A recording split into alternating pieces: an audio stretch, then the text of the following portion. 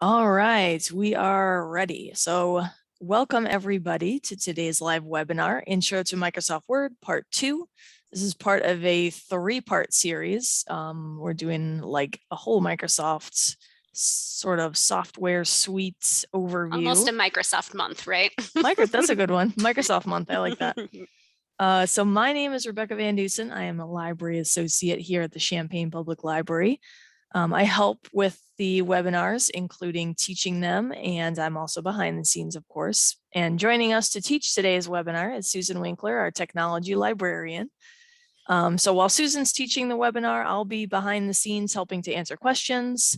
But let's go ahead and go over some of the Zoom features that are available to you. So on your Zoom screen, you're probably going to see a couple of buttons down at the bottom there. So more towards the left side, you're going to see a microphone button. That's going to help you adjust things with your microphone or your volume. You'll also see in the center, there are a couple of icons there as well. There is a chat bubble, a raise hand button, and I believe there is a CC button for closed captions. So you'll probably see as I'm talking, the live transcriptions going. So that CC button will help you either turn those on or turn those off if you click on that. The chat bubble is going to let you ask questions to us. So again, like while Susan is doing the teaching, I will be in the background helping to answer those questions and also posing those to Susan so she can answer them for the whole class. So yeah, feel free to pop questions into the chat anytime. That's the main thing. We're here to answer those questions, so please feel free to put those in the chat anytime. The raise hand option is also useful. If you click on that raise hand button, that will indicate to me that you would rather speak your question out loud rather than typing it into the chat. I know that sometimes we have lengthy or complicated questions that are easier just to say rather than type. So feel free to use that raise hand button at any time to ask a question as well. Don't feel like you're interrupting us. We are here to help answer those questions, so please ask them if you have them. Okay, I think that may be all that I have today.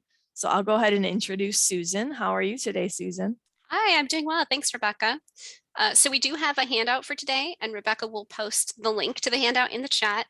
Some of you may have, if you're here in the library watching, you can pick one of those. You can pick them up at the information desk, the Ask Here desk on the second floor. There is one correction that I'll mention when we get to the slide that I noticed, but the handout that's online that Rebecca is going to put the link in the chat for, that is the correct version for today's handout. We do, of course, as Rebecca probably mentioned, to send out the email after the class with the link to the video recording. So if you want to sit back, relax, and kind of watch and absorb today without actually doing anything, that's totally fine. You can always catch the recording on our YouTube channel, and we'll mention that at the end too. And then you can watch, and you can also do or follow the demo and create it yourself too if you want. So I always like to say for everybody that you can either do it live or you can wait and do it after you've watched things. So if you get overwhelmed, don't worry, just go ahead and sit back and kind of just watch and observe.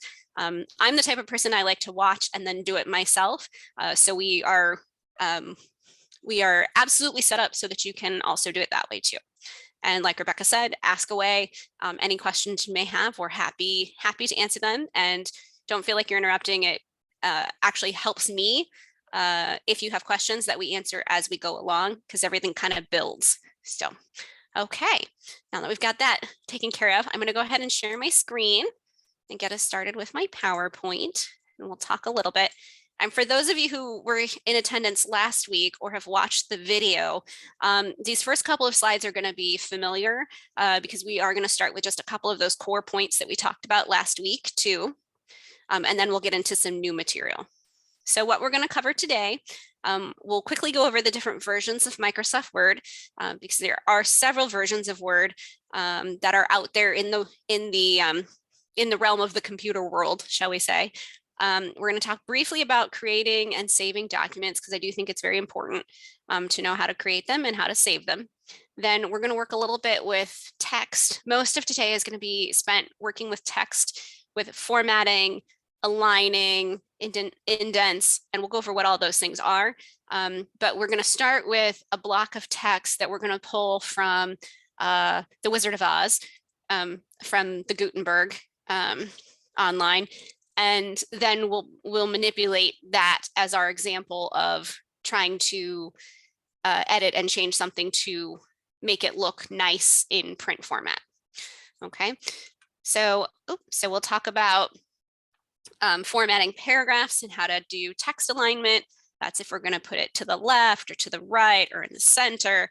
We'll talk about line and paragraph spacing, which are things like, are you going to have it double spaced or single spaced? How far is each line of text going to be from the other space? And then indents, which if you're starting a new paragraph, usually you indent the paragraph and move it in just a little bit to show that it's a new paragraph. And we'll figure out how to do that. And then we're going to format our layout of our document. We're going to play with our margins, which are either the side margins on the left and right hand side or the top and bottom margins.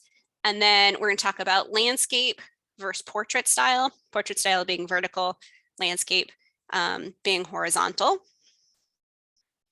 And then we're going to talk a little bit more about the size of your document. You can make a document either, if you're a regular size sheet of paper, usually it's 8.5 by 11 for here in the United States. But maybe if you're doing something on legal size paper, that's going to be 8.5 by 14. You also might have, if you're printing, say, envelopes, you might want to put in the exact size of the envelopes that you're printing an address on. So we'll talk about how to change the size of your paper.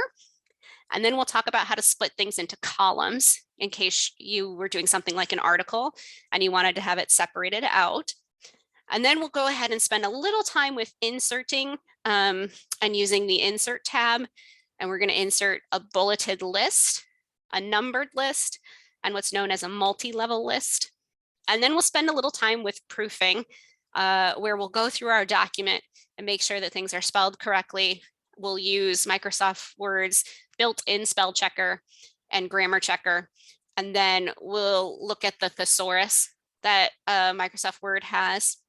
And then the last thing we'll cover that I think is also pretty useful are the find, replace, and select functions. So find is if you had a certain word that appears throughout your document, you can find every occurrence of that word.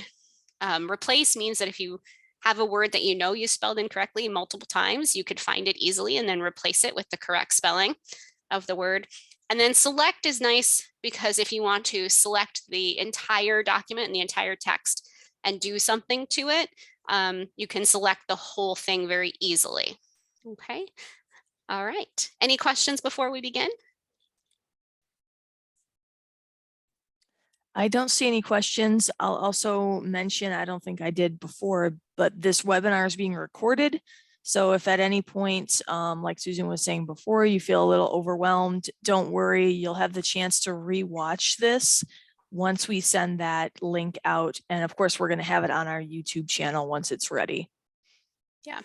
And I should also say too, the example we're using today is we're going to use text from the beginning of The Wizard of Oz, because that one is not in copyright, but you could use any text. When you come to the activities that we're demoing, you could make up your own text or you could pull text from anywhere or anything in order to do these examples. Yeah, we like to create some sort of activity that helps us use all of the tools. So like if we're say doing Excel, we may do like a budget or a list, but with Word, we like to, grab something that's maybe out online that helps our example. Yeah, and that way we don't have to basically type a document from scratch that we would then use because it might take 10 or 15 minutes to actually type out a document. So, okay. All right, we're going to go ahead and get started then. So a little bit about the different versions of Microsoft Word. If you've heard of Microsoft Word, you may also have heard of Microsoft having a Microsoft account or Outlook. Outlook is Microsoft's email product. And if you have a Microsoft Outlook account, you immediately have access to a free version of Microsoft 365, which includes a free version of Microsoft Word. It's a little bit pared down, so it doesn't have quite as many features as the paid version that you can get. But the free account does include access to apps like Word and Excel and PowerPoint. They're just the free versions, and that is available, and that is something you can access online. So it is not something that you download to your computer, but it is something where you have an active internet connection that you can use to then access it. The paid version works the same way. There are different plans for families and businesses, and it does have the ability to not need internet access, so you can work offline. And you can compare, I've put the links in here so that you can compare the versions of that software. And then you're going to also have your desktop version, which is one that you would put on your computer and does not need internet access. The current most recent version is actually going to be Word 2019. We have 2016 here at the library, so we will be doing our demo on Word 2016 today. There's going to be a lot of similarity between that and older versions of Word, as long as you have anything from 2013 up through 2019. It'll look very similar. Okay, if you have an older version, you're welcome to jump in on your older version and see what things look like. Microsoft did do a big update where they kind of changed how the top of things look. And we can try to go through and see how it would look for you on an older version as well. Okay, any questions about versions? If you're interested in the different pricing and things like that, that is available online through those links. Sorry, I wasn't, my microphone was muted. I don't see any questions so far. Okay, great. Okay, so I'm going to go through just a tiny little bit of the handout, and then we'll jump into the live demo. I just think sometimes it's a little easier to see what we're going to do when you can see the screenshots.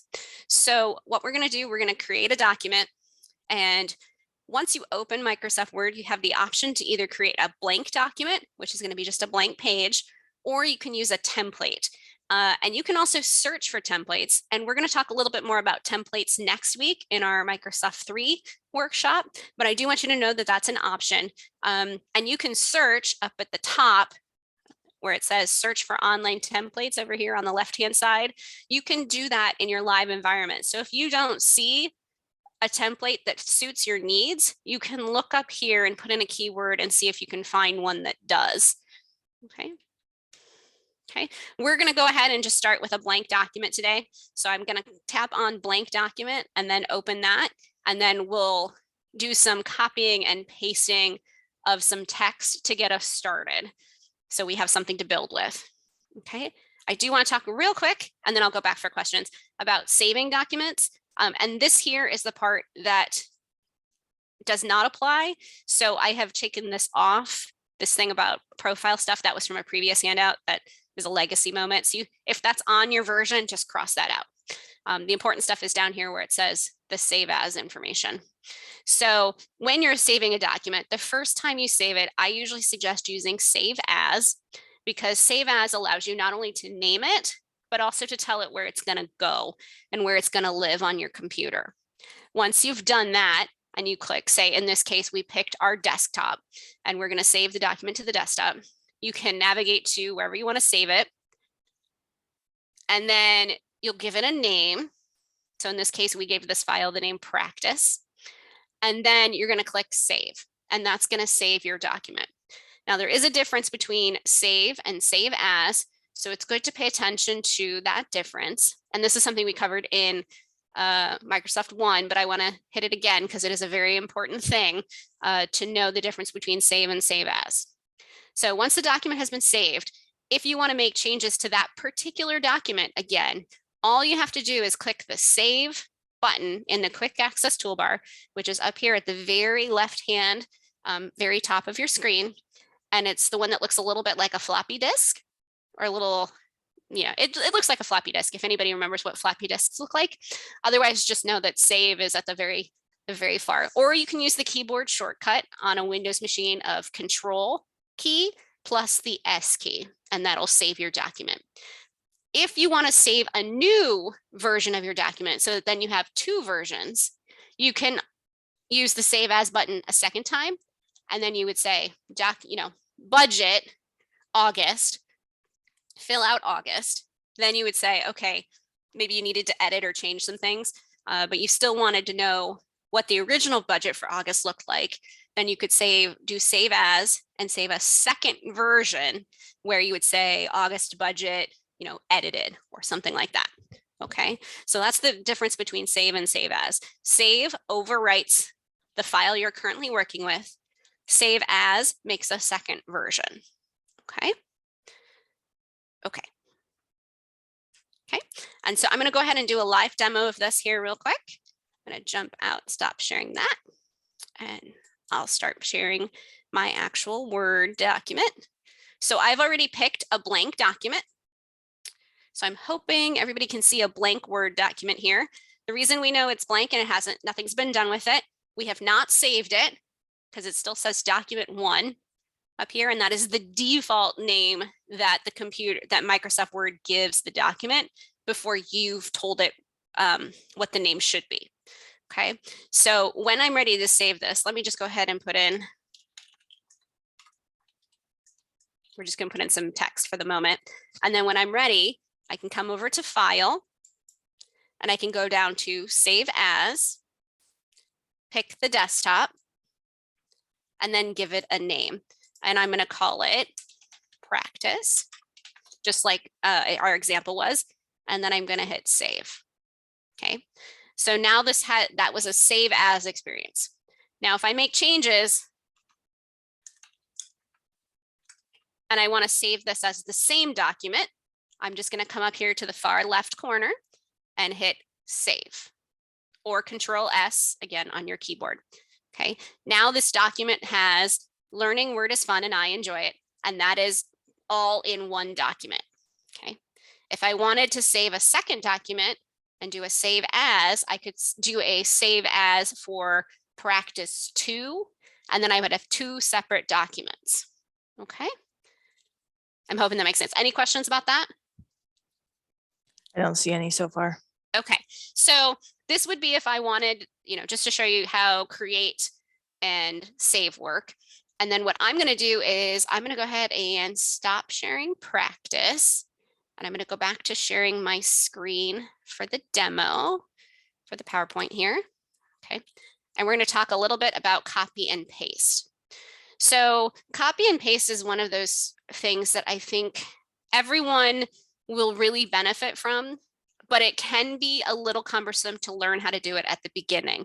But it's a huge time saver to be able to copy and paste information from one place to another. This is also true on smartphones, or anytime you get, say, a code when you're logging into your email and you can't remember your password, they send you a code.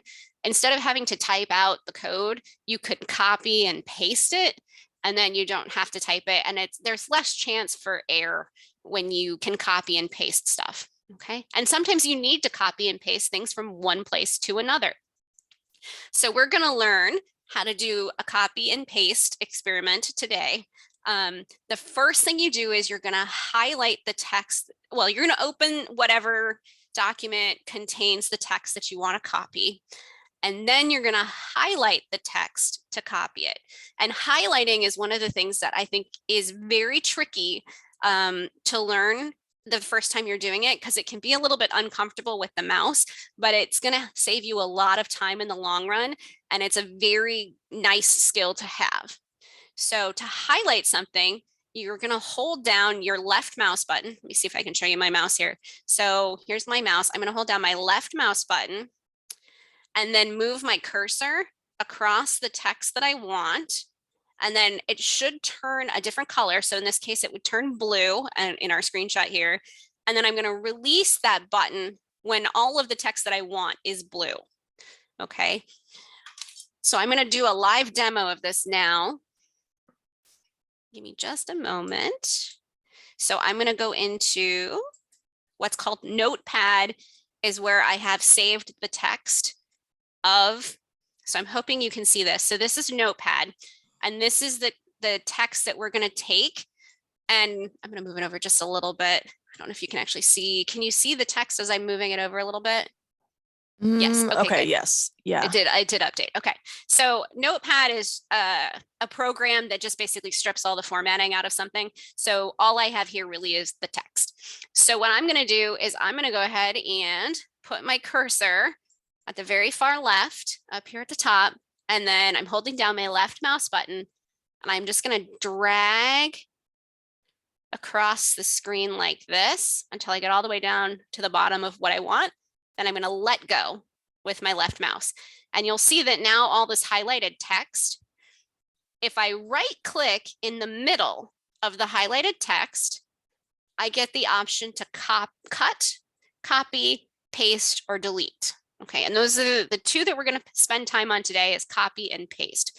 Cut would be if I wanted to cut the text out of this spot, and then I could still paste it somewhere else.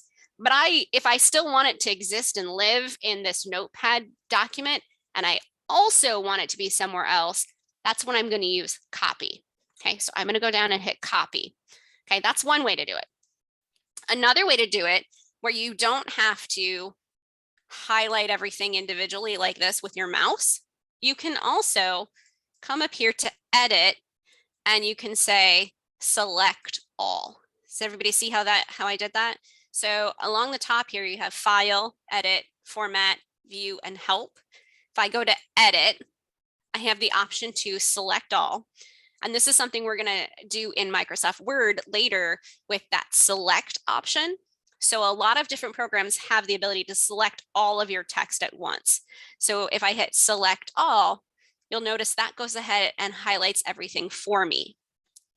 I could also then come up to edit and say copy from there, or I could right click and say copy from here. Okay, now those are the ways I can do it if I want to use the mouse. If I don't want to use the mouse and I want to use my keyboard instead to make this happen, there are things called keyboard shortcuts that we can also use. So after I've highlighted everything like this, the keyboard shortcut for copy is Control and C. So you'd hit the Control key on your keyboard and the C is in cat, okay? And that's copy, okay? Now the one for paste, if you're doing keyboard shortcuts, is Control and V as in Victor or victory. It's not P as in paste, which you would think it should be, but that's actually Control P is for print. So we're going to do Control V as in victory. So it's Control C as in cat and Control V as in victory to get copy and paste. Okay, so we're going to go ahead and copy my text from Wonderful Wizard of Oz, and we're going to open a new Microsoft Word document, and we're going to paste this into that Word document. Okay, so I'm going to stop sharing. Are there any questions about copy and paste before I switch to the other part within I don't Word? see any. Okay, I'm going to go ahead and stop sharing that. So now we've got it all selected. We want all this text, and we hit Control C, we're copying it. And now I'm going to stop sharing that screen and we're going to take you back to our Word document here. We'll go back into practice. Okay. And now I'm going to decide where I want to paste that text. And I'm actually just going to go ahead and take care of that part. So I can paste my text and your text is going to paste exactly where your cursor is.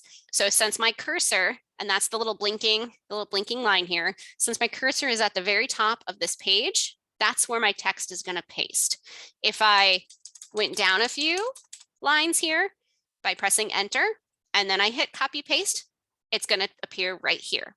So wherever your cursor is, that's where your text is going to paste. Okay, so now I'm going to hit Control V as in Victor or victory, and it's pasted my text into our Word document. Okay. Would anyone like me to show that again? We feeling pretty confident? I don't see anything so far about wanting to repeat, but I will keep you updated if someone wants to see it again. I can always show it again. And this is something that if you want to practice with smaller amounts of text, you can also practice with smaller amounts of text.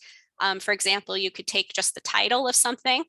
So here I'll show you with the Wizard of Oz, the title here. I'm going to go ahead and highlight the title. Now, in my handout, I've said it should turn a different color. So it might not necessarily be blue. It might be, like in our case here, it's going to be gray, but it's still highlighted. Control C. And then if I come down to the bottom, maybe I want to paste it right here. Control V. We'll paste it. Okay.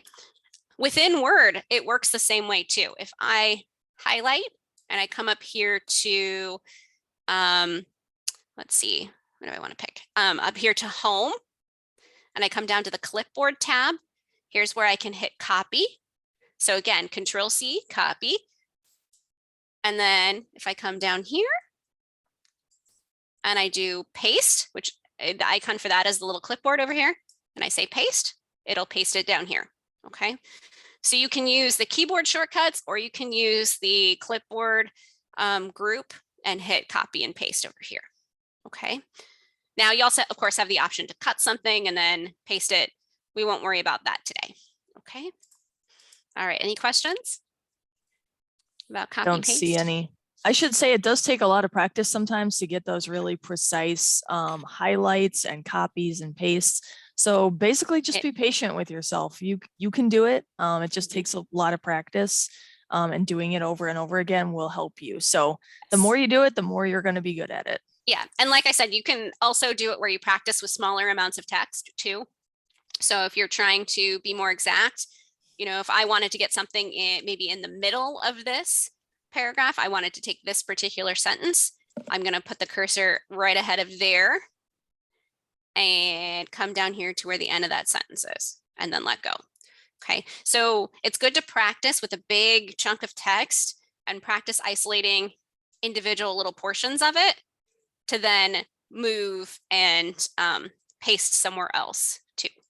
Okay, so, and it does take some practice, as Rebecca said, but it is one of the most, I will say, I've been using computers since I was probably 10 or 13, 10, probably 10 years old. And this is one of the things that I find still to be the most useful tools to have in your toolbox or tool set. Okay. Okay. So we're going to switch from that now that we've done a copy and paste, and we're going to work with formatting our document that we have here so that we can make it look nice, and do some things we want to do so that it's more legible for someone if they were reading it when we printed it. Okay, so the next thing we're going to work on is we're going to work on formatting our paragraphs. Okay, and most of today we're going to spend, last time we spent a lot of time with the font group here. Today we're going to spend a lot of time with the paragraph group. Okay, because there's lots of stuff you can do to make your document look nice that you can do with the paragraph group. Okay, so the first thing we're going to talk about is how to modify a paragraph in general by looking at the different pieces that are here, these different icons that you can see.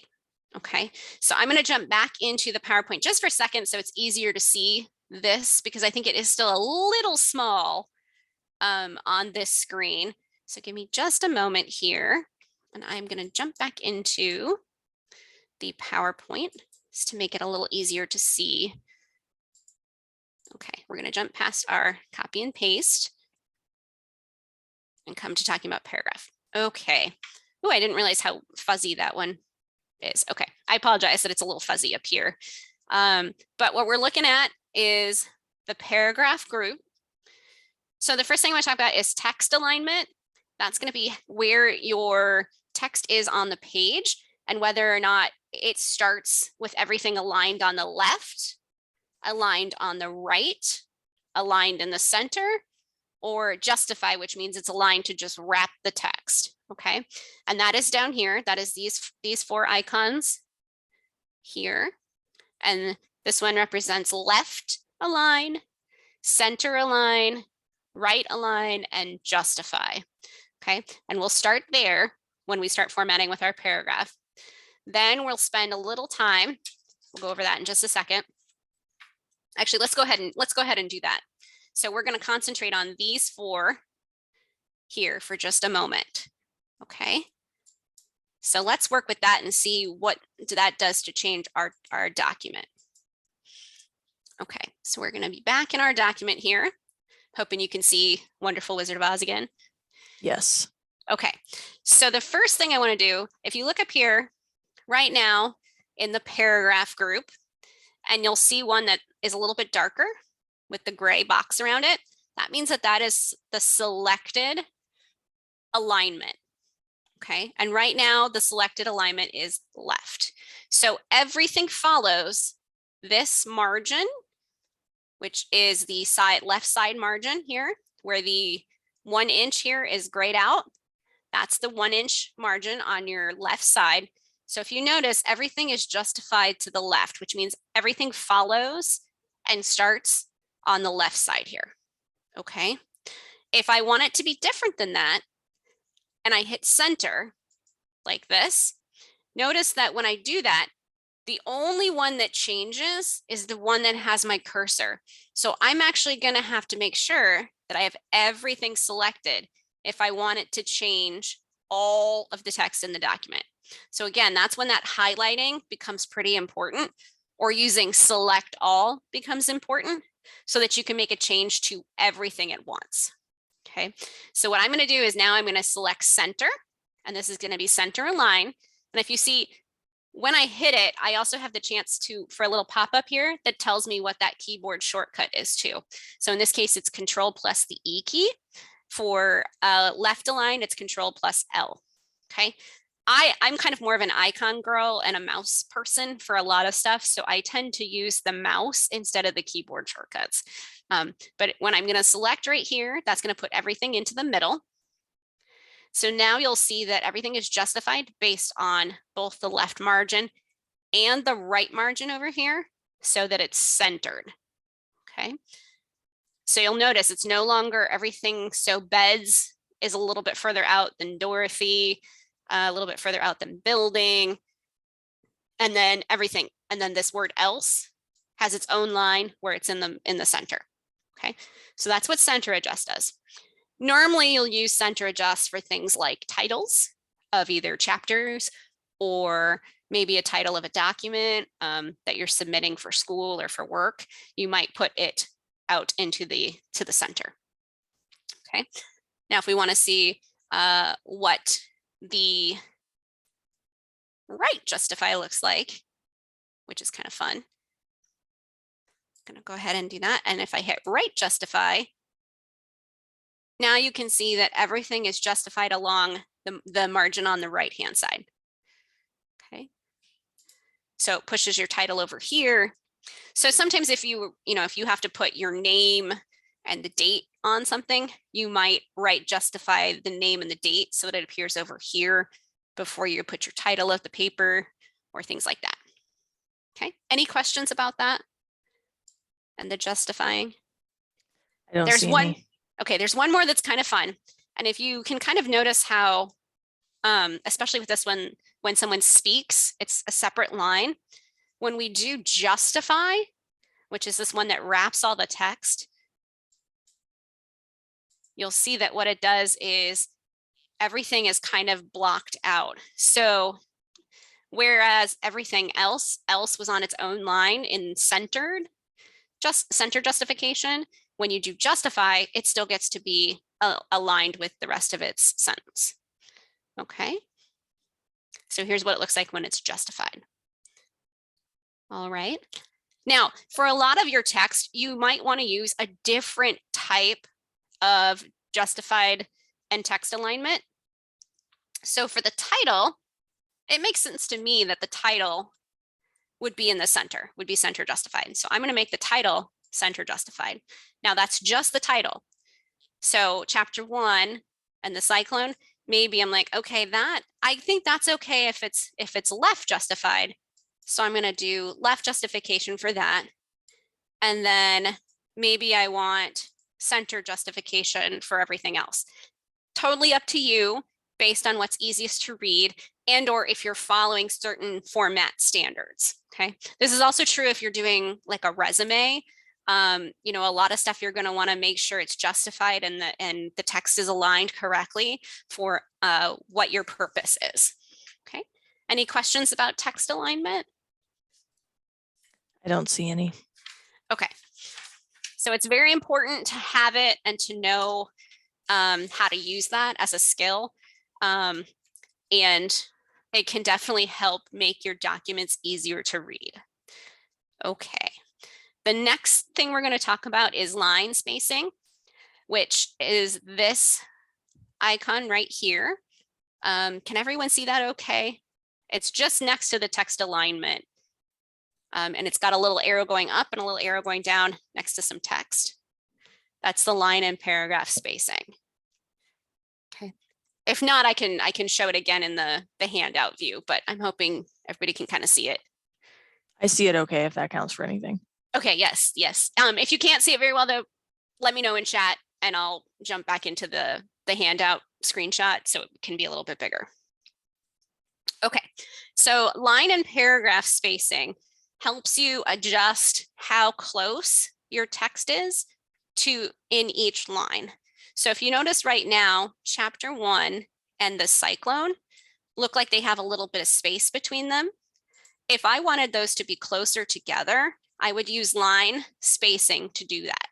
Okay, so I can tap on the little arrow here, and this gives me single spaced, double space. So double spaced is 2, single spaced is 1, or you have different options in between. Okay, so single spaced, double spaced, even 3 spaces in between, and you can see how much more air or how airy it looks when you give it more spacing.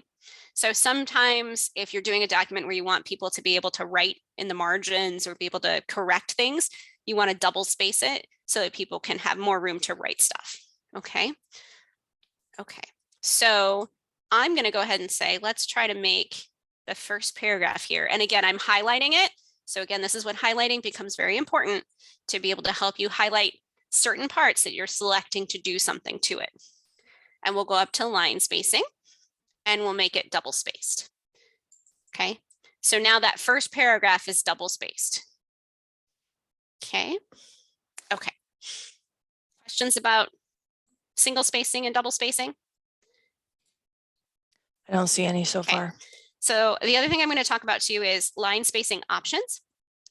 So to apply the same thing, I can either highlight everything like this, and then go and say, okay, I want this to be double spaced like that. And this will double space everything like that.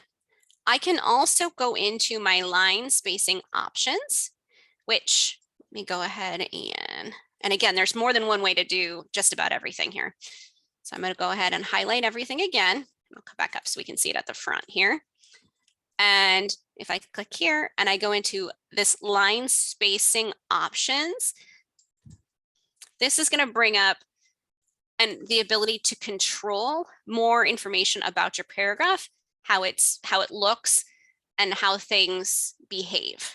Okay, so if you see up here at the top, we have a tab that says indents and spacing, and that's what we're working with right now is our indents and spacing. We're going to talk about indents in just a moment, but for our spacing, if you look down here where it says line spacing double, again, single, 1.5, double, at least this much, exactly, or multiple. These are all things you can control about how much space you have between your lines of text. So if I say at least 12 point between them, and I say, actually, let's make it, let's do smaller. So it's a little more obvious. So if I say, at least 5 points between things, and I click OK, see how much closer that just made everything, and it smooshes it all closer together. So you can control how close or how far your text is from each other. Okay. And that comes into play sometimes when you have a certain amount of space that you're trying to use up to. So if someone said, your paper needs to be 4 pages, I'm like, okay, well, I have so much to say that maybe I'm going to make it a little bit less than double spaced so that everything can fit in there. You can also change the margins to do that and do all kinds of formatting to tweak how much space you need or how much paper you're going to use. So if you have something like this and you're like, man, I really don't want to have a third page of text, you can shrink it down. So it's only going to be on 2 pages. And if you were here at the library and you wanted to print something, it's 15 cents a page for black and white. So if you wanted to shrink it down to be 2 pages instead of 3 pages, so you only have to pay 30 cents instead of 45 cents, that's one time when, you know, knowing how to format things will actually help save you money. Okay. Okay, so I'm going to go ahead and go back and make it all double spaced so that it's easier for us to see on screen as well. And I'll do that by going to line spacing options, and I will pick double. The don't add space between paragraphs of the same style, that becomes important when you're trying to do your documents as well. Because what it means is that all the paragraphs that look alike will be formatted the same way. Take a quick drink here. Are there any questions about that? I haven't seen any questions so far. Okay, before we move on. The other way that you can get to your paragraph spacing, if I highlight this first paragraph and then I right click, this is my quick access menu, of sorts, my shortcut menu, and I can come here and then pick paragraph from this list. And then that will bring my paragraph dialog box. Okay. The paragraph dialog box is also available if you hit this little button right here that looks like a little diamond, sorry, a little square with a little arrow. That also brings up the paragraph dialog box. Okay. So there are a couple of different ways to get to it. Okay. So that's line spacing. And now we'll talk a little bit about indents. So normally when you're doing a document and you start a new paragraph, usually the formatting structure is that you indent each paragraph. And by indent, that means you put a little bit of space before you start that first sentence. When you indent with Microsoft Word, usually you hit your tab key on your keyboard, just like that. And that will indent your first paragraph a certain amount of set space. Now you can set how big that space is by using the first line indent. And you can do it either with the bar here, or if I drag this, I could make it 1 inch, or I could go back to 1/2 inch. Okay. Again, you can also do that using your line spacing options. We're talking indents and spacing. And you come down to indent here, and then you can pick how far you want it indented, and that'll indent everything. Okay, so your single line indent, you can just hit tab and indent it that way. If you want to indent everything, like maybe you're going to do a big block quote, you can come up to line spacing options and pick that maybe you want it 1/2 inch, and that'll move everything in to do a block quote. Okay, I'm going to edit and undo that. So the edit undo is up at the very top left-hand corner, the little arrow, and go in there. And I'm only going to do the first line indent. Okay, so that's indents. Any questions about indenting? I don't see any. Okay, the other way you can do indenting like that for a big block quote, for example, if I move this back, oops, if I move that back, is you can also use these up here that are, I don't know how you really describe them, arrow to the left, arrow to the right with a little bit of text on either side. These are your decrease or increase indent. So if I wanted to increase my indent, hit that, it moves the whole paragraph in. If I decrease it, moves the whole paragraph back out. Okay, so that's another way to do it in shorthand, to do those big block texts. Okay. Okay, you can do, again, this first line is called a hanging indent. And if you want to make it bigger, again, oops, sorry, you can always just hit tab again and it'll pop it in more and hit it back. Okay. Okay. And then if you wanted more things to do, paragraph dialog box will let you do more things like your first line or your hanging indent. and you can say how far apart you want them to be. So for example, if I want my first line to be like 1.5 inches, and I say, okay, that's moved it all the way over to 1.5 inches. Okay. And notice that that little bar up here, that little marker has also moved. And if I hover over it, that's where it tells me this is my first line indent. If I don't like that, I can also do it by moving it back like that. Okay. Any questions about that? I don't see any questions. Okay. All right. We're moving right along here. I'm going to get a little bit more participation here in a second.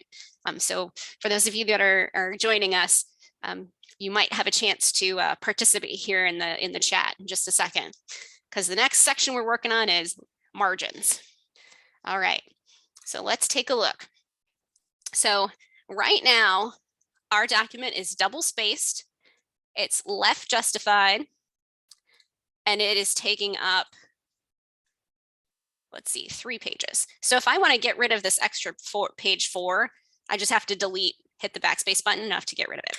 All right, let's say I want this to still be double spaced, but I only want it to take up 2 pages. How do you think we might accomplish that? And this is a chance for you to put something in the chat, knowing that we're about to start working with margins. What do you think?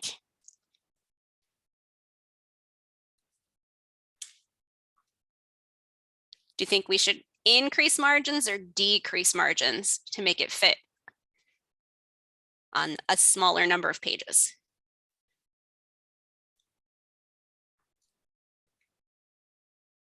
I don't see anybody writing anything in the chat. Okay. How about you, Rebecca? What do you think?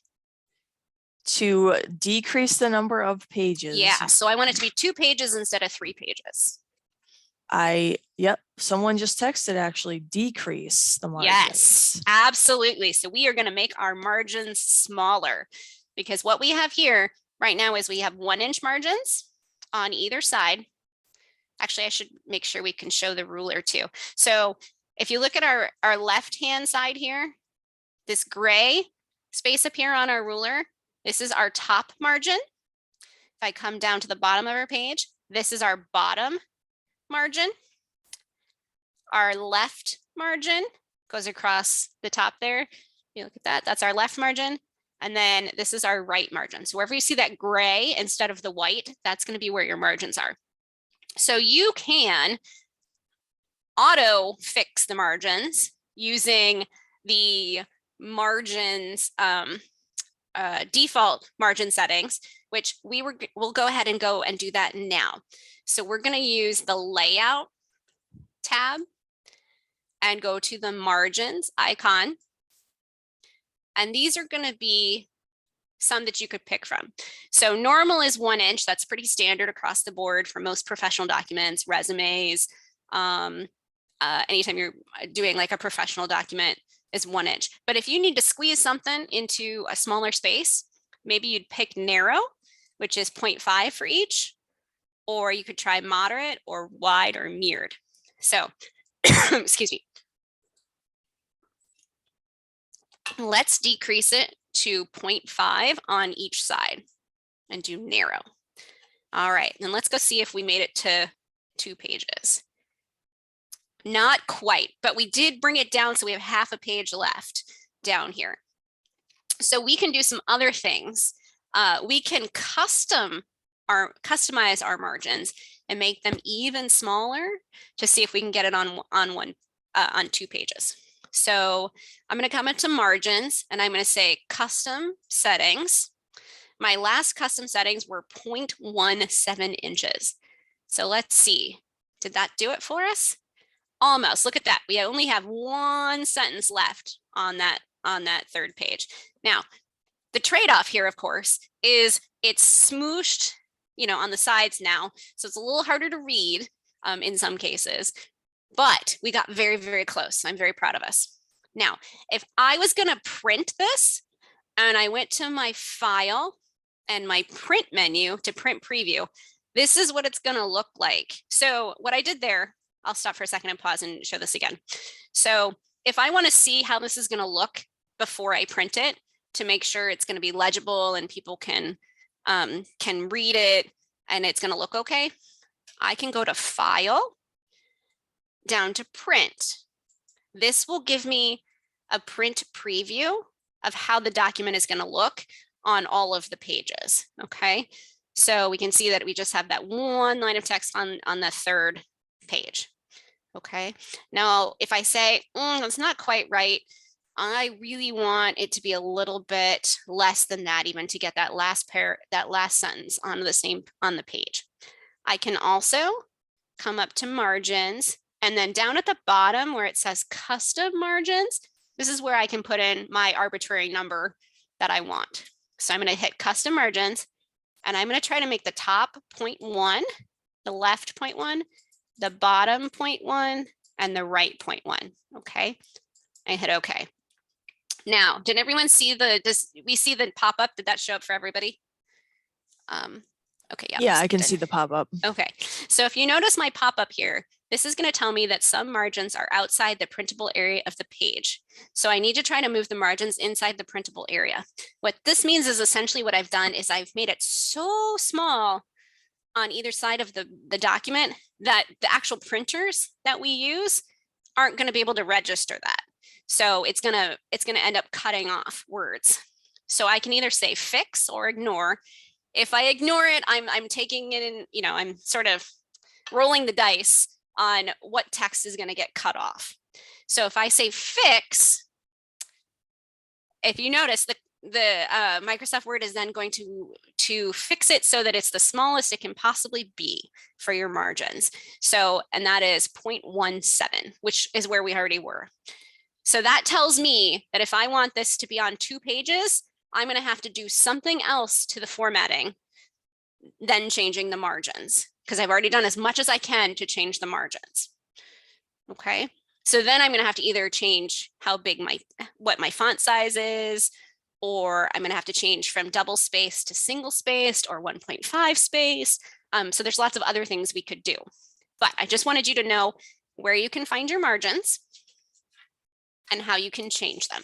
Okay, and that's in layout, and then page setup is the group. So, okay, and that lets you do things with your margins. Now, one way I could do it, and we're going to talk about columns in another minute, is maybe I just make it into a column, and then it'd be one column on one side and a second column, and then it would fit on 2 pages. But is that really the way I want to be able to read it? You have to kind of lay that out. So. Okay, so the margins are basically controlling the space on either side of your text and the edge of the page. Okay, enabling the ruler. If you don't already have the ruler enabled on your version of Microsoft Word, I'm going to go ahead and pause and take a moment to show you how to find that and enable it, because I do think the ruler can be very, very helpful when you're working with formatting and layouts.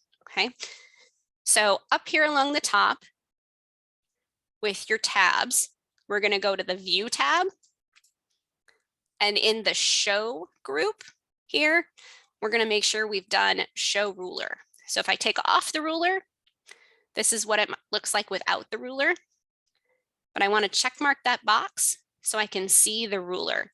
I'm a visual person, so being able to see the ruler helps me visually see how much space I have between things and how it looks on the page. So I appreciate having the ruler enabled. So if you're like me, then you want to make sure you go to View and then check mark that box for the ruler to show it. Okay. I also think this really helps once you're into the margins and you're looking at, okay, now I have a little bit less and a little bit less there, and how much do I actually see? So, okay. Excellent. Thank you for participating and helping me out there too. Let's go back home. I'm going to take a quick sip here. Okay. Are there any questions about margins? I don't see any. Okay. If you want to see what this looks like for the print preview version compared to 0.5 and 1 inch, if I go to print, you can see how very close that is to the edge of the page versus if we change it to 1 inch. And if we look at the print view with 1 inch, and you can see how it's nice. And so if I was correcting someone's paper, for example, I would prefer something like this and be like, okay, yes, please print that third page so that I have space in the margins to make comments and edits. Okay. All right. Oh, I was going to show too, down at the bottom, we talked about this a little bit last week, but down at the bottom, in your bottom left corner, I don't know if you guys can you see the page 1 and 2, 1 of 3 down here? Yes. At the bottom left corner. Okay. So the current page number is the number that current page that you're in a document. So right now, if I put my cursor at this spot right here where it says trapdoor, down here, it tells me that's page 1 of 3. If I scroll down, and I'm using my mouse and the click wheel here to scroll down, but you could also grab your scroll wheel in the corner and scroll down this way. And you'll notice that if I come to here, it now says page 2 of 3. So if you keep watching down there at the bottom, when you get to page 3. So if you notice when you're going to print something that you have a page 4 and there's nothing on page 4, it has magically appeared and you need to get rid of that page 4. Usually you can get rid of it by hitting the backspace key and just backspacing up enough that it goes away. Okay, so we help folks a lot here at the library with that before they print so that they don't have an extra page that has nothing on it for when they're printing. Okay, and we're happy to do that if you come in as well. Okay, so we've talked about margins. And let's go ahead and talk about orientation of the document. So right now, and this is kind of easier to see, I think, in print. So if you're looking at this document right now, this is in portrait mode, which is vertical, meaning it's 8.5 by 11 with 8.5 across the top and 11 down the side. If I go back and I change my orientation and I make it, and again, we're in the layout tab and we're in page setup, and we're going to change the orientation to landscape, you'll see how quickly that changed things. And now we have a 4th page over here. So our text is now even onto a 4th page. And if we go into file and print, and we look at our pages, you can see now that it's landscape. So it's horizontal. Okay. Some things are going to be more suited to horizontal. Some things are going to be more suited to portrait. Just depends on what kind of document you're working with. But I just want you to know that you can pick either one. Okay, so we'll come back here. So I'm going to go ahead and change the orientation back to portrait. And for that, you don't have to select anything. For changing the orientation and the margins and the size and the columns, you don't actually have to select any text. It's automatic because it's not dealing directly with the text of your document. Okay, so size is also up here in the page setup. And size lets you choose the size of the paper that you're going to print this on. So let's say we had, for example, a legal document. And legal paper is usually 8.5 by 14. So if I switched it to 8.5 by 14, you should notice that your ruler on the left, if you watch on the left-hand side, should see that it's going to go up to 14 inches total over here. And you're still going to have your 8.5 across the top. Okay, but that's one way to tell that you're on legal sized or normal size paper. Because if, again, that's why I think having the rulers on is really important for me, at least when I do this, because now if I'm looking at this, we go down to 8, 9, 10, 11. Okay. Okay. So that's size. Any questions about size or orientation or margins? I don't see anything so far. Okay. Okay. If your print preview, so for example, if I do, let me do 11 by 14 really quick. if I do, actually, let's do 11 by 17. Okay. So 11 by 17, we probably can fit it on 2 pages, I'm guessing. Yep, because that would be much bigger paper. So that would be another way to get it to fit on 2 pages is much bigger paper.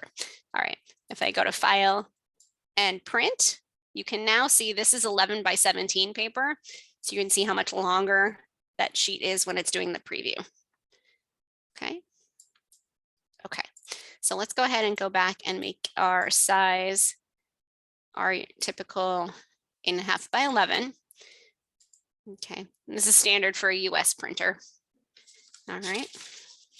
And this is also true if you end up doing, say you end up making a poster, or if you're going to print a card for someone, like a folded card, you can go in. There's lots of different sizes here that you can play with, including like envelopes and other sizes for different kinds of projects that you're working on that you're going to print from. Okay. All right. So I'm going to, hopefully you're all hanging in with me. I'm going to cover one more thing on page setup today, and that's going to be columns. Okay. So if I wanted to turn this into columns, say it was like a newspaper article, all I have to do is hit columns and decide how many columns I want to have. Okay. So I do need to select my text. So I'm going to go ahead and highlight all of my text below the title here. Okay, like this. And then I'm going to say, let's go for 2 columns. So what that's going to do is it's automatically going to break my text up into 2 columns for the page. Okay, so if you can see, I've now got up here, the white bit is where my text is. And I now have 3, technically 3 margins. I have the left margin, the right margin, and a center margin. And and you can still play with these a little bit based on how close you want these to get for what's in the middle and what's on the sides. So if I decided I want less than 1-inch margins here, I can do the same thing. I can go to my margins and I can say 0.5, and then you'll see that it stretches on the left and the right. If you want a little bit less space in between, you can pull your columns. Oops. You can pull your columns a little bit in and out based on where you're justifying your beginning of your document. But you do want to be a little bit careful about that because you don't want them to end up overlapping. Okay. Questions about columns? I could make it 3 columns, which would be really fun. Be a little harder to read. And what happens is basically it just justifies and wraps. So, you know, at the bottom here, then you end up back up at the top here. Okay. And sometimes columns are really useful for articles, but they also can be useful for things like if you're doing a matching game and you want to have one column and the other column for matching. You just have to remember to tweak the spacing as you need to. Okay, so that's columns. You can do 1 column on the right, a larger column on the left. Again, if you were doing a newspaper article, you might have something, you know, a secondary article over here that you're trying to manipulate and justify. Now, there are lots of other products now. If you actually were doing newspaper that have actual software that does layouts and things for newspapers specifically, I'm just showing you that this is an option within Word. So, and then I could go to more columns and I could define exactly how I want them all arranged and everything with the column box here. Okay, I'm going to go ahead and go back and say, we're just going to use one column. Okay, so we're back to that. Okay, any questions about columns? I don't see any. Okay, so we're not going to spend a lot of time on the other things in this page setup group, but I do want to mention them. If you want page breaks and section breaks in your document, you can insert them, which means you can force it to be. So if I wanted to put in a page break here, it would force that just this first paragraph would be on the first page. I could do a page break and I would force it, or I could do section breaks in here. So if you want to explore that, feel free to explore that on your own. I'm just not going to cover it in class today because we don't have enough time to really do it. But you can explore that too. And then you can also, again, play with your spacing and your indentations and things if you'd like. Okay. Are there any questions about that before we move on to talking about inserting lists? I don't see anything. Okay, let's go ahead and I'm going to go back to my home tab and we're going to spend a little bit more time in our paragraph group here. And we're going to do a couple more things involving the lists that we see here. So whenever you're making a list, sometimes it's nice to be able to separate it out so that visually people can see it a little bit better. Or if you're making, say, an outline for a presentation or a grocery list, even for that matter, it's nice to be able to separate things out so you can see them a little bit more easily. So we're going to spend some time doing that today. So we're going to come down here and I've got a list here that there are 4 walls, a floor, a roof, which made 1 room, and a cook stove, a cupboard, a table, 3 or 4 chairs, and a bed. So that to me is a list. So I'm going to go ahead and say, okay, let's make, there were 4 walls. That's part of our list. So what I'm doing now is I'm going to separate out the pieces of our list. So 4 walls, a floor, and a roof. Okay. And that makes for 1 room. Okay.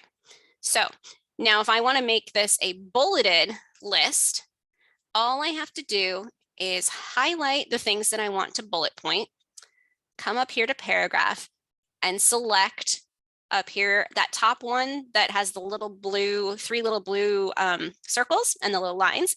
That is for creating a bulleted list. Now I have a bunch of different options of what kind of bulleted list I can create too. If I just tap right on this, it'll create a very simple bulleted list with 3 circles right here. If I think the 3 circles are not as interesting and I want something a little more jazzy, if I hit this little down arrow, does everybody see the little down arrow next to it? I can pick something from the bullet library. So maybe I want these diamonds instead, and I can make it diamonds, which look kind of fun. Or I can pick, you know, the arrows, make it arrows. So you have a little bit of, you have a chance to customize it a little bit based on what you'd like. Okay, and that's going to be a bulleted list. Okay, any questions about a bulleted list? No, I don't see any. Okay, you can also do a numbered list, and with Microsoft Word, it'll automatically number things for you. So let's do that with the what the room contained. So I'm gonna put a colon here.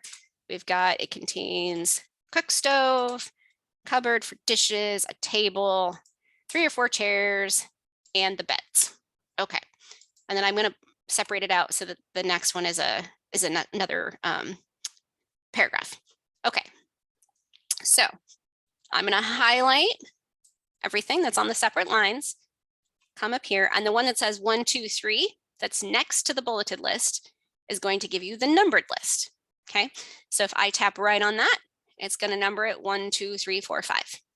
Okay, if I tap on the arrow, I can get some slight different variations in what kind of numbering system I'm using, whether I'm using, say, Roman numerals, or if I want to have the parentheses before it appears. Okay, but that's all there is to doing a numbered list. Okay. Okay. So we've got our numbered list. The next one up here is what we call a multi-level or a multi-tier list. The multi-tier or multi-level lets you do things like an outline. If you were outlining, say, a paper or a presentation, and you wanted to make sure you had enough, you know, you have certain things that are kind of nested underneath each other. Pardon me, I'm just going to blow my nose here real quick. So what we can do there is, let's say we want to say, okay, we've got 2 rooms, right? There were 4 walls, a floor, and a roof. Okay, and 1 room, and the room is going to contain this much. So let's go ahead and move this back to where we have no formatting at all on it. So I'm going to erase my formatting, and to erase my formatting, I just come to the little A with the eraser. It's going to erase all the bullet points, all the numbering, And then we're going to make a multi-tier, multi-level list instead. Okay, so we know it's one room. So I'm going to go ahead and write the room. Okay, and now we're going to create our multi-level list. So we know it's going to have 4 walls within, let's go ahead and call this space. So it's the space that the room has. And under that space designation, we have the 4 walls, the floor, and the roof. Okay. Then we have what the room contains. So we have items in the room. Okay. And then we're going to have our rusty cook stove, our cupboard, our table, the chairs, and the beds. Whoops. Okay.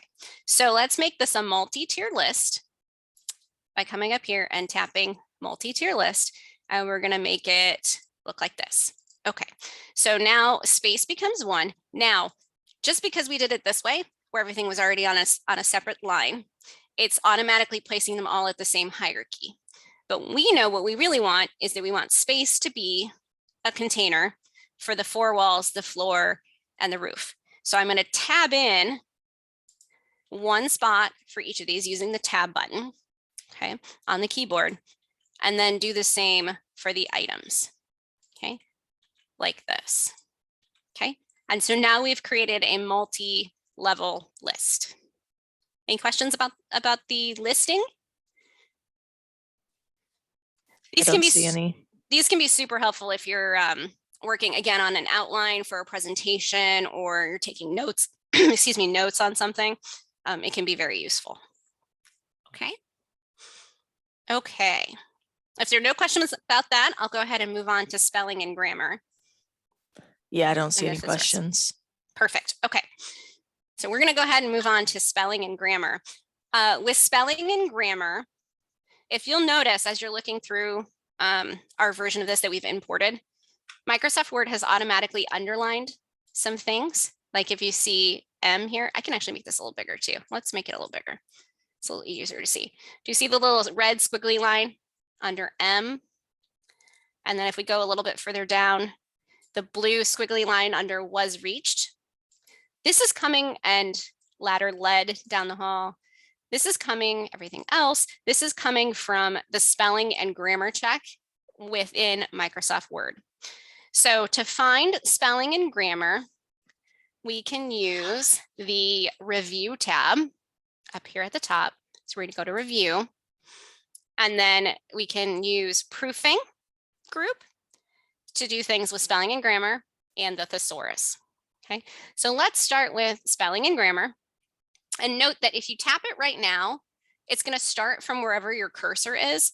So since my cursor is actually on page 2 of 3 pages, spelling and grammar check is going to start on page 2. So we want to come back up to the top and start it at the very top of our document. So I'm going to put my cursor up at the title, okay, and then hit spelling and grammar. And then what we should see is that Microsoft's program is trying to help us with, hey, maybe you spelled this word wrong. I'm not sure, but maybe I can give you some suggestions. So if you see the suggestions over here on the right-hand side, instead of M, they think maybe you meant me or an elm tree or Emma. And instead, we know that since this is the text and we don't need to change the text, we know that it is on M. So what we could do is say ignore all, because we know that that name is going to appear in more than one spot and more than one paragraph in this text. So I'm going to go ahead and say ignore all. And then we'll notice that anywhere else where that word appears no longer has the red squiggly line under it, because we've said ignore all of them. Okay. You can also do that. I'm going to go ahead and go back up here to the top. And we'll start this again, spelling and grammar. You can also do things like this, where you tell it not to, you can give certain words where you say, hey, wherever you see this word, don't spell check it. This is a word I want in my dictionary so that you never ask me to correct this word. And you can do that for names. So I don't know if you've ever done a paper or a report in Word where your own name gets the squiggly line every time it appears. You can put it into the dictionary so that it will not do that anymore. And we probably don't have time to show you today, but I can put that into the follow-up email so you can use that to your advantage in the future, because it is a very handy thing to be able to say, okay, anytime you see these, don't put a squiggly line over it. Okay, so let's continue on here. Okay, so our next one is cook stove. And okay, that is the term that was used then. So I'm going to say, I would normally say ignore all because I'm not wanting to change the text of a classic. But for our purposes of demonstration here, let's say they want us to do cook stove. Their suggestion down here is to put a space. And I'm going to say, okay, I like that. Yeah, it's probably supposed to have a space. So let's go ahead and say change. And then that's automatically going to change the text for us. Okay. Now, sometimes it's also going to flag things that are grammar. So you see over here where it now says grammar on the right side here. The grammar is that, ooh, this is the start of a sentence. It should probably be capitalized. I'm going to say ignore that because we actually know it's part of our list here. So, okay. And then let's move on. Okay. Ignore that. Also, it's telling me that using and as the beginning of a sentence is a grammar issue. Then you can see it was reached is passive voice. So if you were writing a professional or a paper for school, you might not want to use passive voice. So you might decide to change it. In this case, I'm going to hit ignore and then ignore again. Okay. But I just wanted to show you kind of how that works for spelling and grammar. Thesaurus is going to work in a pretty similar way, where if you pick a word that you say you've got a word that you've used many, many times. Let's say like, I'd use the word tornado, but I think it's too early in the text for that.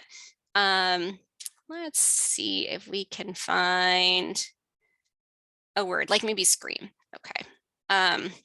If I highlight the word and I'm like, man, I've used the word scream 3 or 4 times already. I really should use something different. You can go to thesaurus up here in proofing, and then thesaurus will look at that particular word and give you an example, give you some examples of what you could use instead. So I could use squawk or squeal or shout or shriek, whatever fits the purpose. And then if I pick one, I can say, okay, yes, I'm going to use, oops, let's go back. I'm going to use shriek. And then if I hit that little down arrow next to shriek, I can say insert, and it's going to change it for me. So, then it says she would shriek instead of she would scream. Okay. And that's how thesaurus works. Word count, which we haven't really, I didn't cover it in the handout, but word count will basically tell you how many pages, how many words, how many characters, how many paragraphs, and how many lines you have in your stuff. So this is important if you have a certain, say you're only allowed to use 500 words in your paper or your article, then you would know, okay, I've got too many words. I need to pare it down. Okay. All right. Any questions? I don't see any. Okay. So our next thing that I'm going to cover, we're moving along just fine. We are almost done. We're just going to talk about find and replace and select, which are the last 3 things we're going to talk about today. And then we can open it up for people to speak questions out loud too, if you'd like. And if you have questions later, again, you can always email us. You can always set up a book a librarian with us too, because I know after going through things the first time, sometimes that does prompt questions. So we are still available even after the workshop. Okay. All right. So we're going to go back to the home here to our home menu, and we're going to talk about all the way over on the right-hand side where in the editing group over here, where it says find, replace, and select. Okay. So find, we use this a lot, especially when we're editing transcripts from these videos that we're doing, where we're trying to edit the captions and to make sure that things are spelled correctly and to make sure that maybe we take out some of the ums and ahs that we say. So if I want to find a particular word and see how often it appears in this section of the text, let's say the word, let's use Dorothy, for example. So I'm going to say find. And then over here on the left-hand side where it says navigation, I'm just going to type in Dorothy. Excuse me. Let me take a quick sip here. All right. So there's 17 results for the word Dorothy. Excuse me. One moment. Okay. And you can see that it is highlighted in yellow every time the word Dorothy appears, all the way through the document. So that is find, and find is very useful if you need to find something specific and change it, edit it, or delete it, remove it. Okay. Excuse me, goodness, sorry about that. Replace lets you find a certain word and then replace it. So let's say I want to find Dorothy and I want to replace it with Tom.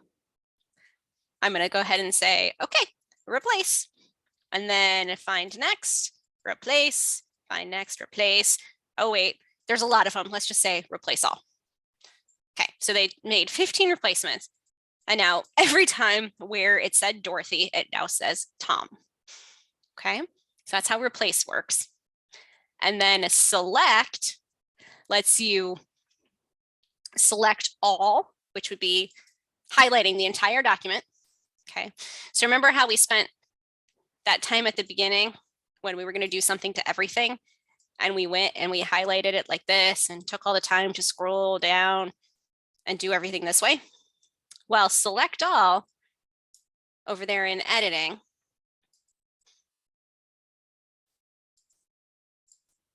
does that for us with one click. Okay, so it's kind of a nice shortcut to get there. You can also do select specific objects if you have objects like shapes and pictures and text boxes. Those we're going to cover next week. So if you want to come back for next week, we're going to cover inserting images and formatting text around images and shapes and things of that nature. So selecting objects will come in next week. But you can also select text with similar formatting. So again, if we had paragraphs that were formatted in the same way, we can then do that as well. Okay. And then find, replace, and select was the last thing that I had for today, for today's workshop. So I think we're pretty much at the point where if anybody has questions, I'm happy to open it up to questions, either verbal or if you have questions you want to put in chat about any of the stuff we covered today or last week, or things that we haven't covered that you'd really like to see us cover. You can also let us know that in the chat, and maybe we can add them on for next week so that everybody gets to learn what they want to learn too. We're happy to do that. Next week, we'll cover inserting images and shapes and text boxes, and then how to format and change parts of those, like make them smaller, move them around, resize them, move them, format them. Okay. All right. So if there's anything else you want to learn about Word, those are just, these are just the 3 parts that we're doing right now. Happy to add more, courses even. We can always have part 4, part 5, if you just tell us what stuff you're interested in learning. And you can put that in the chat, or we will have a feedback form as part of the email that you'll get. And you can always put it in the feedback form and let us know what more, what else you'd like to see us teach. If you'd like to see us teach more stuff in Word specifically too, you can put it in there. Because we do rely on suggestions of what everybody would like us to teach too. Okay. I will pull up my additional resources here real quick. Let me, does anybody want to see something a second time that we covered today? If you do, please also put that in the chat and we can cover stuff a second time and demo it a second time too, or third time or fourth time. Okay, And then let me go ahead and show the additional resources here real quick from the PowerPoint. So within our PowerPoint, so again, the PowerPoint, the handout looks just like this, where we go through each step by step. I'm a visual learner, so I like having the screenshots of what each thing does, line spacing, indentations, how to get to the dialog boxes, which give you more options for things, and the margins, and how to enable the ruler, how to see the number of pages you've got in the print preview window, and then margins, the orientation of landscape or portrait, size of your paper, columns, and then how to do the bulleted list, the numbered list, the multi-level list, and then spelling and grammar, which can also be found on the review tab, and then find and replace and select. And then our additional resources are also other tutorials. So GCF Learn Free has a nice tutorial with Microsoft Word. We also have access to something called Gale Courses, which has 6-week courses taught by instructors. You can get to that with a CPL card and take those courses. I have taken some of them for Excel. They're very nice. The way they set them out is very nice. You can also go to LinkedIn Learning with a Champaign card and watch some of their Microsoft tutorials. And then Microsoft also has their own tutorials, Word for Windows training. And then there's also their help and support page, which is support.microsoft.com, if you have specific questions too. And if you have specific questions, you can always ask us as well. Okay.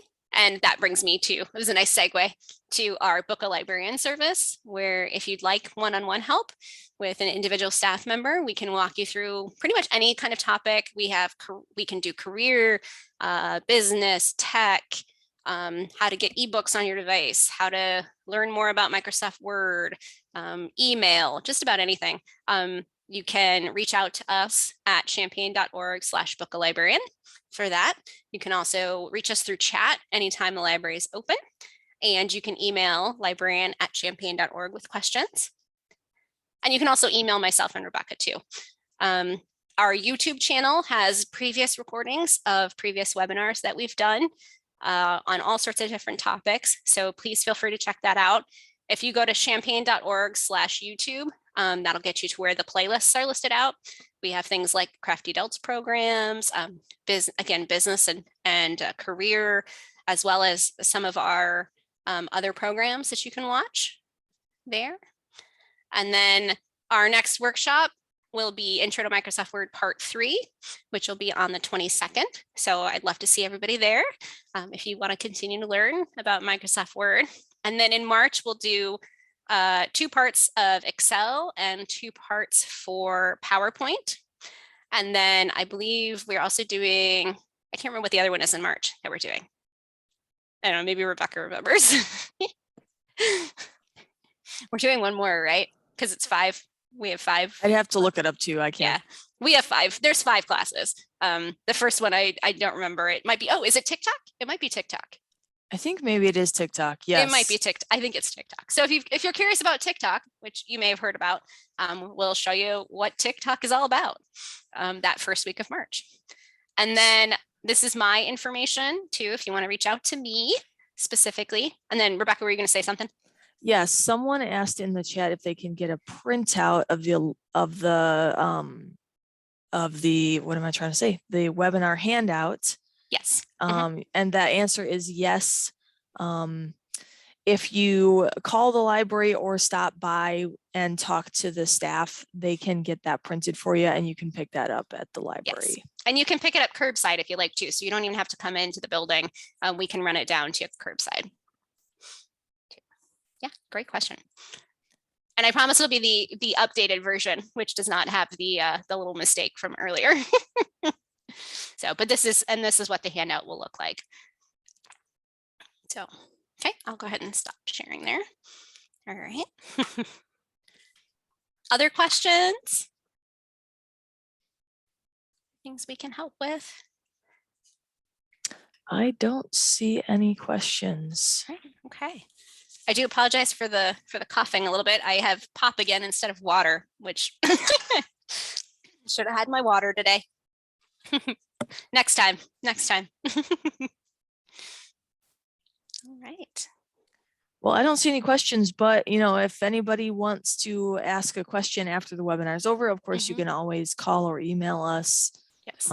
Or of course, we're available in person for those of you who are Yes. visiting the library. And again, please feel free to do the feedback form, the survey. We do look at every one of those, and we do modify the workshops based on the comments that we get too, and the suggestions for future topics as well. We do hope possibly we'll be going back to in-person in April, depending on things. But we will still continue to do at least one virtual tech webinar a month, because I know some people have said they really appreciate having the virtual ones and the recordings. So we are looking at doing that. So you can provide feedback on that too if you'd like. So, all right. Okay. Well, I think we'll call it a day, and we hope to see everybody for part 3 next week. Part 3. Yeah. All right. Thank you, everybody. We're all going to become word experts. Yes. All right. Thank you, everyone. All right. Thanks, everybody. Have a good day. Bye. Bye.